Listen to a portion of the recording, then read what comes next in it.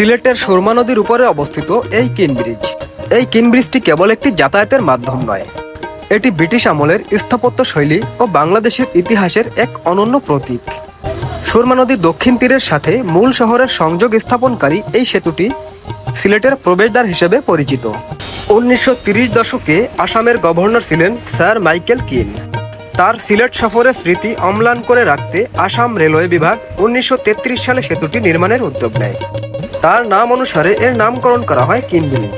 সেতুটি নির্মাণের কাজ শেষ হয় 1933 সালে এবং 1936 সালে এটি আনুষ্ঠানিকভাবে চলাচলের জন্য উন্মুক্ত করা হয়। সেই সময় এর নির্মাণের ব্যয় হয়েছিল প্রায় 56 লক্ষ টাকা। 1971 সালে মহান মুক্তিযুদ্ধের সময় পাকিস্তানি হানাদার বাহিনী ডাইনামাইট দিয়ে ব্রিজের উত্তর পাশের অংশ উড়িয়ে দেয়। স্বাধীনতার পর সাময়িকভাবে তা মেরামত করা হয় এবং 1977 সালে বাংলাদেশ রেলওয়ের সহযোগিতায় কনক্রিট দিয়ে পুনর্নির্মাণ করা হয়। 90-এর দশকে সুরমা নদীর উপরে শাহজালাল সেতু নির্মিত হওয়ার পর কিন ব্রিজের উপর দিয়ে ভারী যান চলাচল বন্ধ করে দেওয়া হয়। ঐতিহ্যের সুরক্ষায় সেতুটিকে কেবল পদচারী বা হালকা যানের চলাচলের উপযোগী হিসেবে রাখা হয়। ব্রিটিশ আমলের স্থাপত্যের আদলে নির্মিত এই সেতুটি দেখতে অনেকটা ধনুকের চিলার মতো বাঁকানো বা ধনুকাকৃতির মতো। ব্রিজের মাঝের অংশটি সমতল হলেও দুই প্রান্ত খুবই ঢালু। ব্রিজের নিচ দিয়ে নির্বিঘ্নে বড় বড় জাহাজ ও নৌকা চলাচলের সুবিধা নিশ্চিত করতে এমন বাঁকানো নকশা করা হয়েছিল এবং সম্পূর্ণ সেতুটি অত্যন্ত শক্তিশালী মাইল্ড স্টিল ও লোহার কাঠামো দিয়ে তৈরি করা হয়েছে। সেতুর দুই প্রান্তে রয়েছে ব্রিটিশ ধাঁচের সাদা রঙের সাদৃশ্য দুইটি গেট। এই গেটগুলো সেতুটিকে একটি নান্দনিক ও রাজকীয় রূপ দান করেছে এবং এর কাছাকাছি রয়েছে বিখ্যাত আলী আমজাদের ঘড়ি। আর আমি এখন এই আলী আমজাদের ঘড়ির নিকটেই যাচ্ছি, আপনারা আমার সঙ্গে থাকুন। কিন ব্রিজকে বলা হয় সিলেট শহরের প্রবেশদ্বার। সিলেট শহরকে দুই ভাগে ভাগ করেছে এই সুরমা নদী।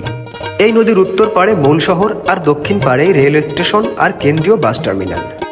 আগে এই ব্রিজে ছিল শহরের প্রবেশের একমাত্র উপায়, কিন্তু সময়ের সঙ্গে সঙ্গে বয়স বেড়েছে এই কিন ব্রিজের। ব্রিজের মেয়াদ উত্তীর্ণ হওয়ায় এখনও এখানে ভারী যানবাহন চলাচল সম্পূর্ণ নিষেধ, যার পরিপ্রেক্ষিতে নির্মিত হয়েছে বিকল্প কয়েকটি সেতু। তবে বয়স বাড়লেও এতটুকু মিলান হয়নি এর সৌন্দর্য। পর্যটকদের কাছে এই ব্রিজটি এখনও সমান আকর্ষণীয়। প্রতিদিনই কিন ব্রিজের নান্দনিকতায় প্রত্যক্ষ করে হাজারো মানুষ। আমি এখন দাঁড়িয়ে আছি আলী আমজাদের ঘড়ি টাওয়ারের পাশেই।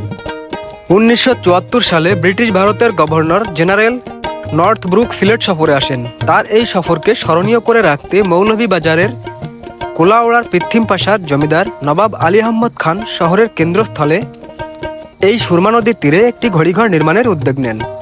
ভারতের দিল্লি চাঁদনি চকের ঘড়ি টাওয়ার থেকে অনুপ্রাণিত হয়ে তিনি এই স্থাপনাটি তৈরি করেছিলেন। তৎকালীন সময়ে এই অঞ্চলে ঘড়ির প্রচলন না থাকায় জনসাধারণের সুবিধার্থে এই আধুনিকতার ছোঁয়া দিতে এটি স্থাপন করা হয়। লোহার খুঁটির উপরে ঢেউটিন দিয়ে সুউচ্চ গম্বুজ আকৃতির স্থাপত্য শৈলীর ঘড়িঘরটি তখন থেকেই আলী আমজাদের ঘড়িঘর নামে পরিচিতি লাভ করে। এই পুরো ঘড়িটির দৈর্ঘ্য 9 ফুট 8 ইঞ্চি এবং প্রস্থ 8 ফুট 10 ইঞ্চি। নিচ থেকে ছাদ পর্যন্ত উচ্চতা 13 ফুট এবং এর উপর ঘড়ি ও গম্বুজের উচ্চতা আরও 13 ফুট, মোট উচ্চতা 26 ফুট। এবং এই ঘড়িটির ডায়ামিটার 2.5 ফুট এবং কাঁটা দুইটা 2 ফুট লম্বা। এই ঘড়িটি সময়ের পরিবর্তনের সাক্ষী হয়ে দাঁড়িয়ে আছে এবং এটি কিন ব্রিজের পাশেই সিলেটের অন্যতম একটি প্রধান ল্যান্ডমার্ক বা পর্যটন আকর্ষণ। 1971 সালে মহান মুক্তিযুদ্ধের সময় হানাদার বাহিনীর গোলার আঘাতে এই প্রাচীন ঘড়িঘরটি মারাত্মকভাবে ক্ষতিগ্রস্ত ও বিধ্বস্ত হয়েছিল। পরবর্তীতে আবার এটি সংস্কার করে পূর্বের রূপ ফিরিয়ে আনা হয়।